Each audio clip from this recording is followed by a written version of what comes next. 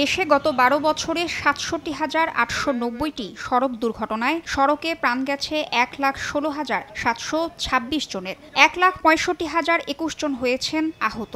সম্প্রতি এমন তথ্য দিয়েছে বাংলাদেশ যাত্রী কল্যাণ সমিতি। আর এ সংখ্যাটি বলে দেয় কতটা নিরাপদ দেশের সড়ক ও পরিবহন ব্যবস্থা।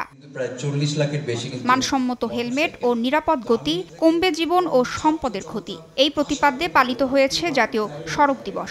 এ উপলক্ষে বুধবার রাজধানীর তেজগাঁওয়ে আলোচনা সভার আয়োজন করে সড়ক ও জনপথ অধিদপ্তর। ২০২৪ জুলাই আলোচনা সভায় বক্তব্য রাখেন প্রধান উপদেষ্টার বিশেষ সহকারী মোহাম্মদ খোদাবক্স চৌধুরী। আধুনিক স্কুল তৈরি করে চালকদের আন্তর্জাতিক মানের প্রশিক্ষণ দেওয়ার আহ্বান জানান তিনি। আধুনিক ড্রাইভিং স্কুল তৈরি করে সেখানে ড্রাইভারদের আন্তর্জাতিক মানসম্পন্ন অর্থাৎ নিয়ম অনুযায়ী প্রশিক্ষণ শুরু করবেন।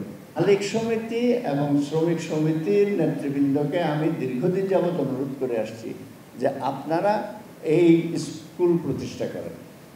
নিরাপদ সড়ককে আমি অনুরোধ করব আপনারা উদ্যোগ নিয়ে আসেন। দুর্ঘটনা রোধে গুরুত্বপূর্ণ ব্যস্ত সড়কে ব্যাটারি চালিত রিকশা বন্ধের দাবি জানান নিরাপদ সড়ক আন্দোলনের মহাসচিব সাইফুল আলম। আমাদের ঢাকা শহরের সবথেকে বড় সংকট বর্তমানে হচ্ছে অবৈধ ব্যাটারি চালিত রিকশা এবং জায়গায় জায়গায় সড়ক দখল হচ্ছে, ফুটপাত দখল হচ্ছে। এই সড়কের দখল এবং ফুটপাত কোনো লাগামহীনভাবে এই যারা দখলদাররা হকারের নাম করে দখল করতেছে, এই সড়ক দখলকে আমাদের মুক্ত করতে হবে।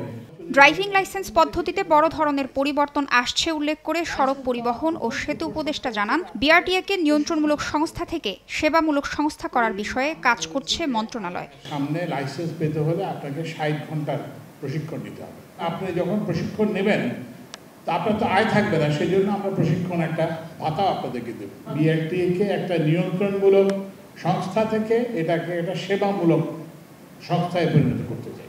এ সময় পরিবহন শ্রমিক নেতাদের জন্য মঞ্চে জায়গা না রাখার অভিযোগে হট্টগোল শুরু করে পরিবহন মালিক শ্রমিক ফেডারেশনের সদস্যরা। তাসনিয়া নিশাত, মিম, সময় সংবাদ, ঢাকা।